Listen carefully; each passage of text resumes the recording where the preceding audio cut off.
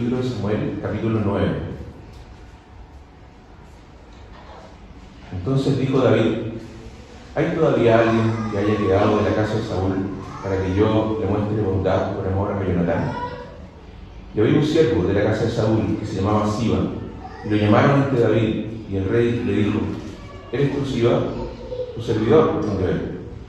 Y el rey le preguntó: ¿no queda aún alguien de la casa de Saúl a quien yo pueda mostrar la bondad de Dios?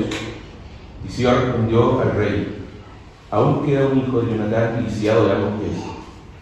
¿Dónde está él?, preguntó el rey. Y Siba respondió al rey: está en casa de Maquir, hijo de Amiel, en Lodebar.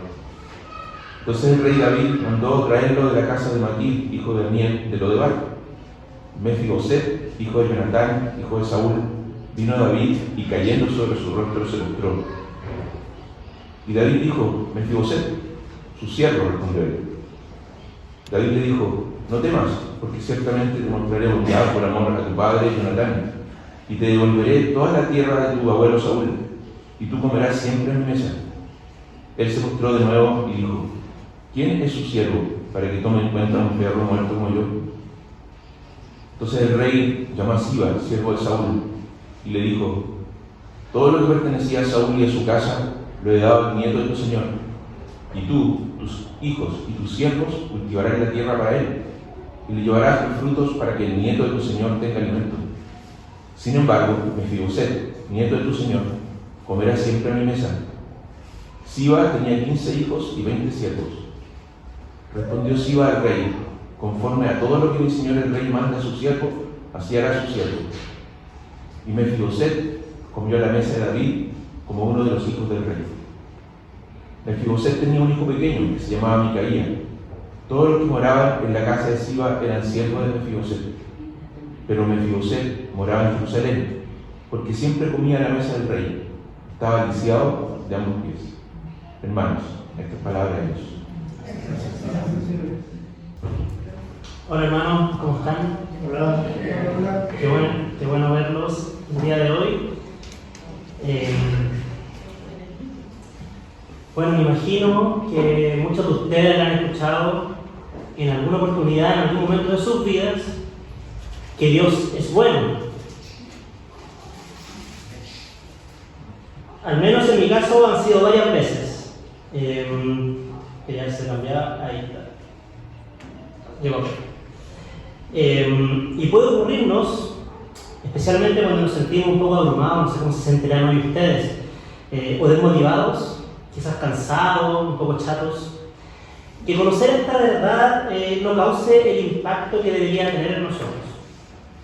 Dios es bueno, sabemos que es cierto, por supuesto, por eso estamos acá, pero a veces puede llegar a sentirse como un cliché cristiano, que no cambia en nada en el interior. Estaremos de acuerdo en que hay muchas cosas buenas en nuestra vida, que nos ha dado Dios, y ciertamente razones sobran para sentirnos agradecidos. Partiendo por el simple hecho de que estamos vivos, pero ¿por qué a veces pareciera que no es suficiente saber que Dios es bueno para encontrar gozo en esta verdad? ¿Nos habemos vuelto muy insensibles?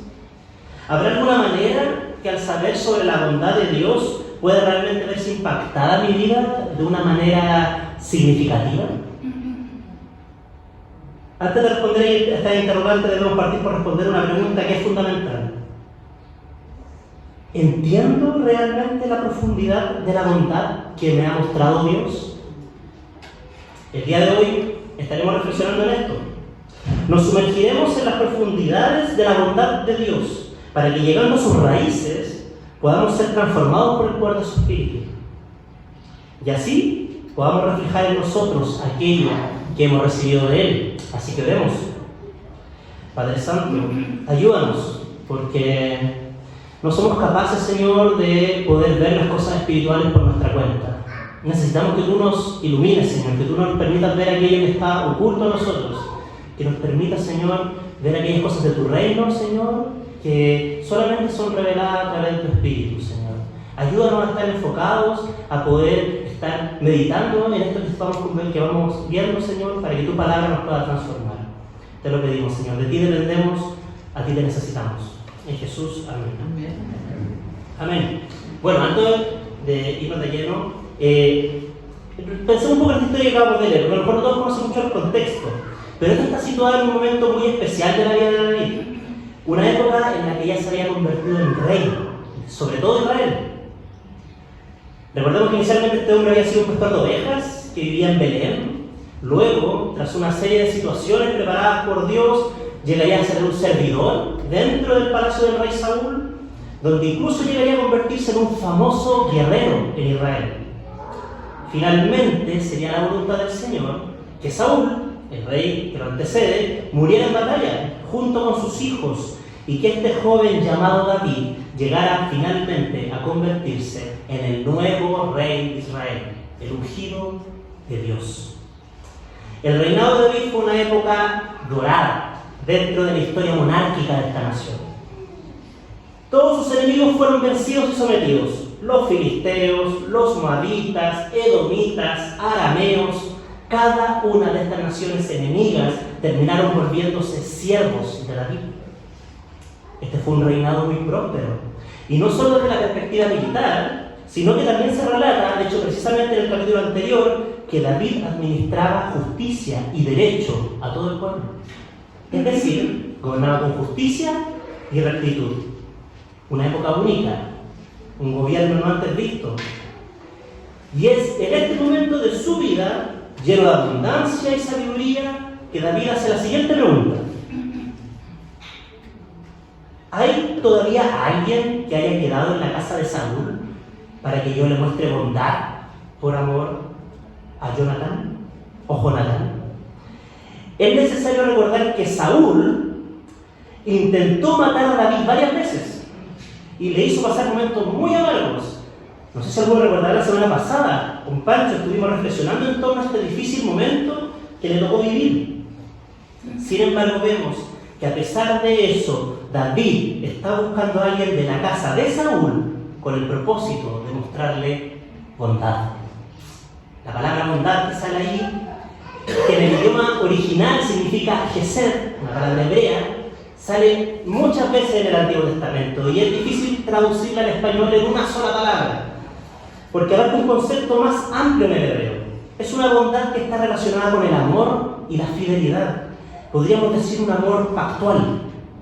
Algunos recordarán, de hecho, que Seba, hace un par de semanas atrás, también menciona esta palabra, cuando David ruega por misericordia a Dios después de haber pecado.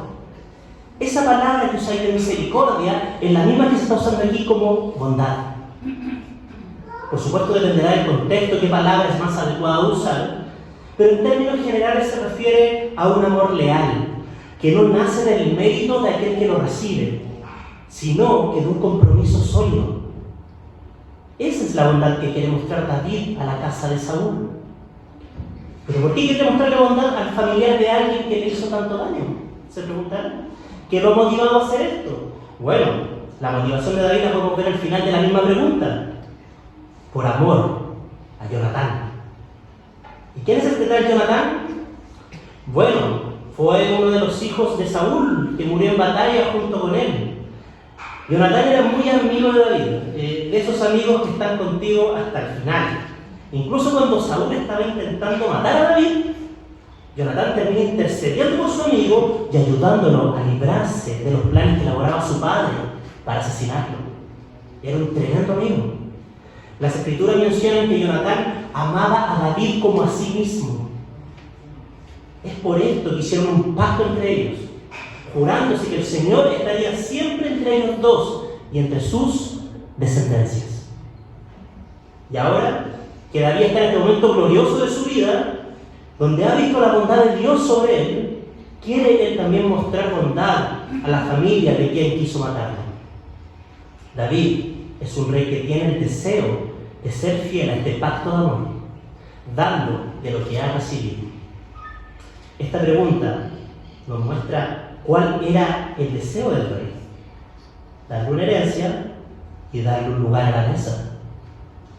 Esa sería a través de Siba, un antiguo siervo de Saúl, que se enteraría de la existencia de un hijo lisiado, llamado Mefiboset. En algunos capítulos atrás se explica que cuando Mefiboset tenía 5 años, estaba un día siendo cuidado por su nodriza. Y de repente llegó la noticia de que Saúl y Jonatán habían muerto en batalla. Se enteraron. ¿Qué hace la nodriza? Toma al niño en sus manos, el pequeño Mefiboset de 5 años, y intenta huir. Pero ¿qué es lo que pasa? Entre el apuro se le cayó al piso. Y el pequeño Mefiboset quedó lisiado. Es una trágica historia. Es este hombre a quien David mandaría llamar para mostrarle misericordia. Si lo vemos en el texto, notarán que lo hace de dos maneras. Aquí está reflejada en la pantalla. Le da toda la herencia de Saúl, eso incluye las tierras y los siervos que tenía, y le abre las puertas del palacio para que pueda comer en la misma mesa del rey, como un hijo más. La manera en la que David quiso mostrar bondad a Mefiboset fue dándole una gran herencia y la posibilidad de tener comunión con él, como la que un padre tiene con su hijo. Y no como la de cualquier hijo, estamos hablando del hijo del rey. ¿Se imaginan cómo debió ser para este hombre recibir una noticia así? El relato de entender que Mefiboset no comprende el actuar del rey, no entiende por qué ha decidido considerarlo. Si buscan en sus Biblias, en el versículo 8, notarán cómo reaccionó a la bondad mostrada por su rey. Dice que él se postró de nuevo y dijo: ¿quién es su siervo para que tome en cuenta a un perro como yo? Este hombre entendía que era un siervo indigno, un perro muerto, es decir, alguien irrelevante. Pero David, siendo el rey, la figura más importante, lo está tomando en cuenta y le está mostrando una bondad que no merece, una bondad que está motivada únicamente por un pacto de amor. La forma en la que el rey mostró su bondad fue dándole una herencia y poniéndolo en una posición reservada para sus hijos. Estas declaraciones no quedaron solamente en palabras. David efectivamente dio la orden a Siba para que entregara todo lo que le pertenecía a Saúl, a este nieto lisiado. El relato de esta historia termina diciendo que todos los que moraban en la casa de Siba eran siervos de Mefiboset. Pero Mefiboset moraba en Jerusalén, porque siempre comía a la mesa del rey. Estaba lisiado de ambos pies. Todos los siervos desde ese momento cultivarían la tierra para este hombre. Aunque la verdad el alimento ya no sería más una preocupación para Mefiboset, porque comería para siempre a la mesa del rey. Esa fue la voluntad de David, un hombre conforme al corazón de Dios. Escoger a Mefiboset, un hombre lisiado, para mostrarle su bondad. Hubo un deseo, hubo una manera y hubo un escogido para mostrar la bondad del rey. El deseo de mostrarla, la manera en la que lo hizo, y Mefiboset, el hombre escogido para recibirla. Querido hermano, ya se ha mencionado en otras ocasiones, en otros sermones, pero es importante siempre volver a destacarlo. David no era un hombre perfecto, era un ser humano, como cualquiera de nosotros. Pero Dios quiso usar a este pastor de ovejas como una especie de sombra del Rey eterno que vendría siglos más tarde, el Rey de gloria. Amén. A veces podemos pensar equivocadamente que el propósito central de estas historias, especialmente las que podemos ver en el Antiguo Testamento, es dejarnos principalmente una enseñanza moral de cómo deberíamos vivir. Y aunque es cierto que esto sí es muy útil para poder guiarnos, su principal propósito es en realidad indicarnos la majestuosa gloria de Dios y su plan redentor. No son historias cortas con enseñanzas de vida, sino que todas estas historias son parte de una sola gran historia. Por lo que este reino de David viene a ser como una especie de señalética que apunta hacia el reino de Dios. Un reino que por mucho tiempo fue un completo misterio de cómo sería manifestado, pero que nosotros ahora podemos llegar a verlo con mayor claridad, ya que sabemos que de la descendencia de este rey llamado David vendría el Hijo de Dios, Jesús, el Rey de Reyes. Él vino a inaugurar el reino y a mostrarnos a través de su vida, de su muerte y de su resurrección que es el único digno de recibir toda autoridad. de ser rey por siempre. Así que teniendo esto claro, podemos llegar a entender que el objetivo de que hoy estemos leyendo estos pasajes no es que lleguemos a nuestras casas con una única convicción de que debemos ser bondadosos con otros o que debemos estar dispuestos a compartir con los más necesitados. Por supuesto que estas cosas que acabo de mencionar son buenas, pero hay un tesoro más grande escondido entre estas palabras que hemos leído hoy. Lo que hemos visto hasta aquí es un rey conforme al corazón de Dios que estuvo dispuesto a traer delante de él a un hombre que no había hecho nada para recibir su bondad. Y sin embargo, fue en gran manera recompensado. Ese es el resumen de esta historia. Le dio una gran herencia y lo sentó a la mesa junto con él. Y esto mismo fue precisamente lo que se cumplió en toda plenitud con Jesucristo, pues Él nos ha hecho participantes de su herencia. Y no solo eso, sino que también nos ha puesto en una posición reservada para los hijos de Dios. Nos sentó a la mesa junto con Él. Trató con misericordia a quienes eran sus enemigos.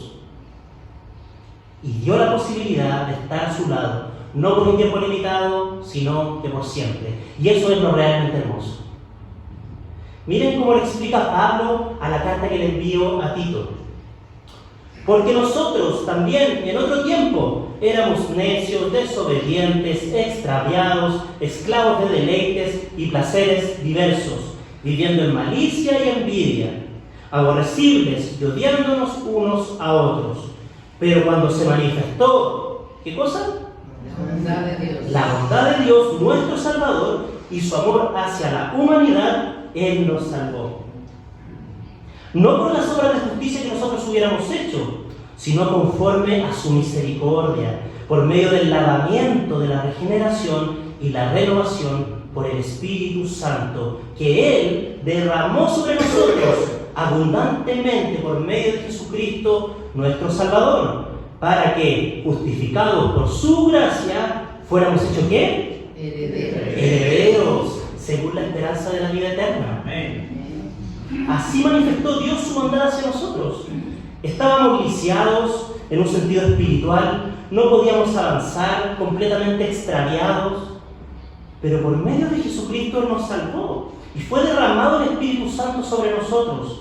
Eso significa, hermanos, que nos unió a Él.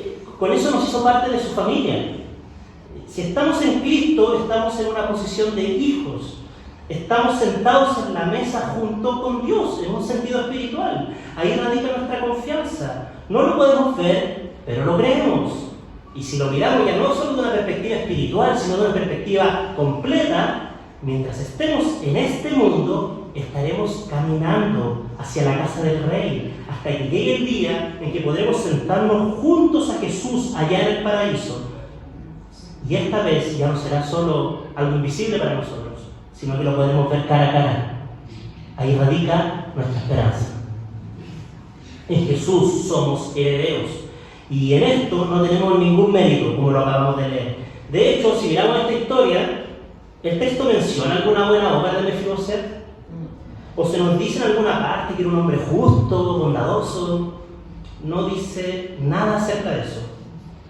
Solo dice que fue una muestra de bondad de parte del rey, arraigada en un pacto de amor. Este hombre lisiado solo hizo una cosa: recibir. Querida iglesia, no se puede dar sin primero recibir. Si queremos ser capaces de mostrar misericordia a otros, debemos partir por conocer la misericordia que hemos recibido. ¿Se acuerdan de la pregunta que planteé al principio? La voy a mencionar otra vez. ¿Entiendo realmente la profundidad de la bondad que me ha mostrado Dios? Responder esa pregunta es clave para que podamos ser capaces de mostrar bondad hacia otros. Probablemente se te vendrán muchas cosas a la mente.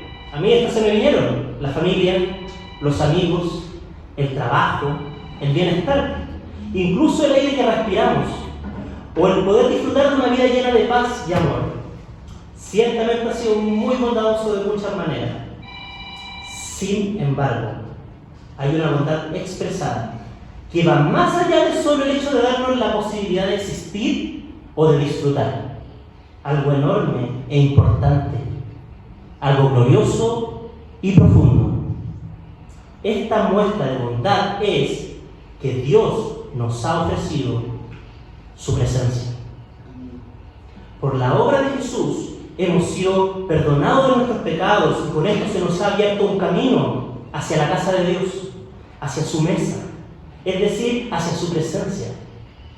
Este hermoso regalo se ha manifestado al derramar el Espíritu Santo, que es Dios sobre nosotros.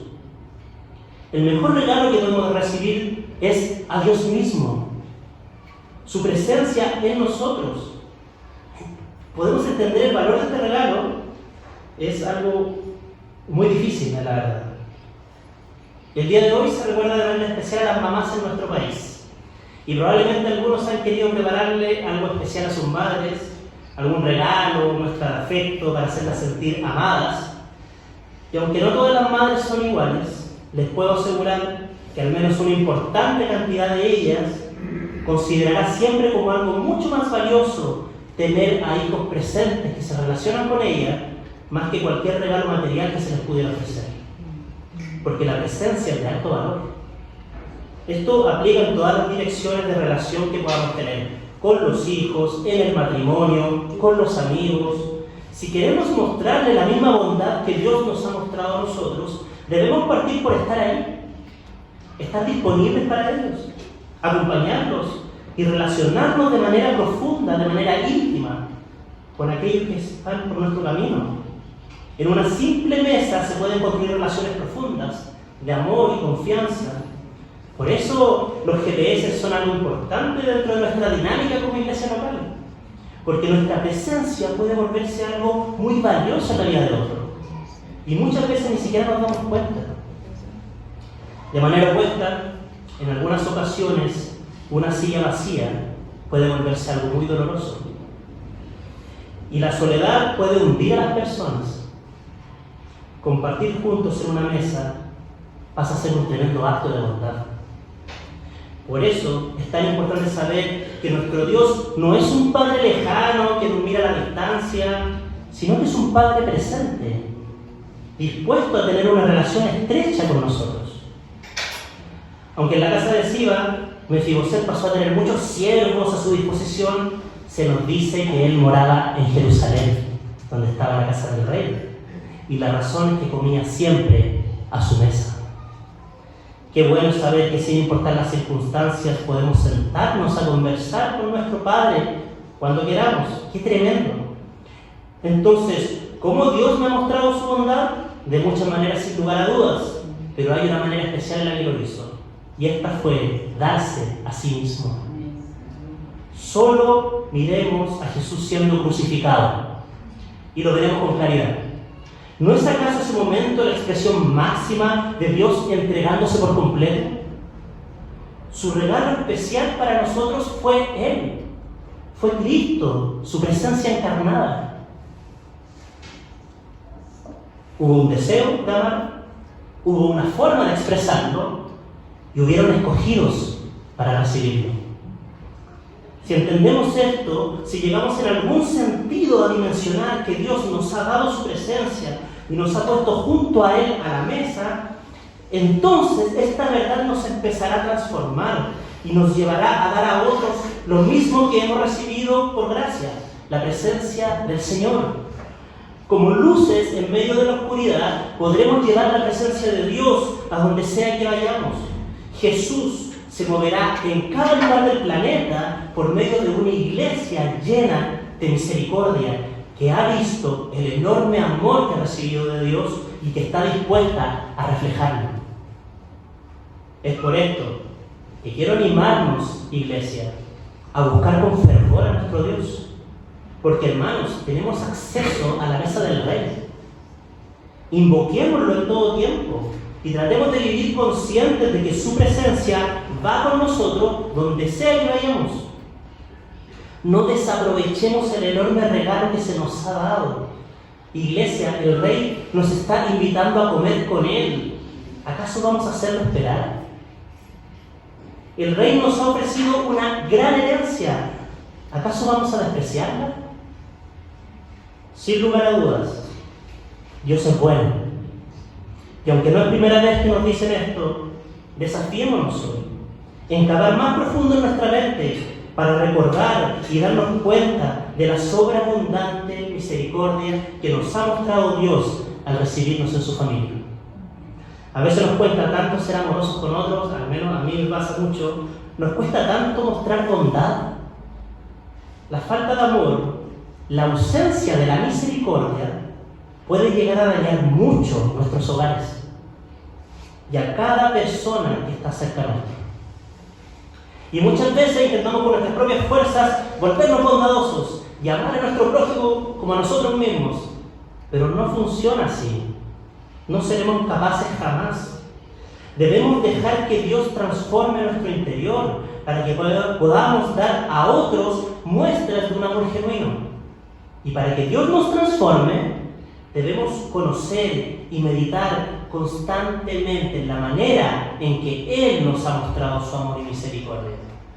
Porque nosotros amamos únicamente porque Él nos amó primero. Y nos ha dado medios de gracia para que podamos descubrir las dimensiones de este amor. Con esto me refiero a su palabra, a la oración y a la comunidad de creyentes. Estos son los medios que nos ayudarán a ver el amor de Dios sobre nosotros y nos capacitará, por el poder de su Espíritu, para reflejarlo hacia todos aquellos Mefiboset que Dios cruce en nuestro camino. El conocimiento del amor de Cristo por nosotros, hermanos, despertará en nuestro interior el deseo de amar y la capacidad para llevarlo a cabo, tal como lo hizo David. Porque es Dios quien pone tanto el querer como el hacer.